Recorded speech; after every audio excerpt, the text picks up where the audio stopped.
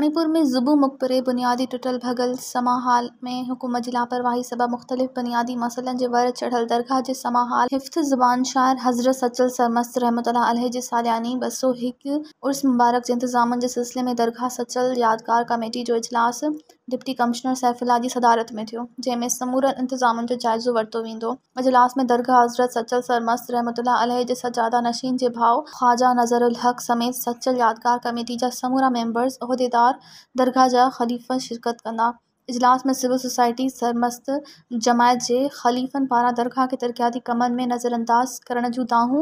इजलास में DC खैपुर उर्स जे मुख़्तलिफ़ मामलनि जो जाइज़ो वरितो। उन मौक़े ते DC खैपुर ॻाल्हाईंदे चयो त दरगाह सचल सरमस्त जो उर्स मुबारक भरपूर नमूने मल्हायो वेंदो, जंहिं लाइ मुख़्तलिफ़ कमेटियूं ठाहियूं वयूं आहिनि। मज़ीद ख़बरनि ऐं तफ़सीलात लाइ विज़िट कयो असांजी वेबसाइट www.awamiNewsHD.com ऐं ॾिसंदा रहो अवामी न्यूज़ HD।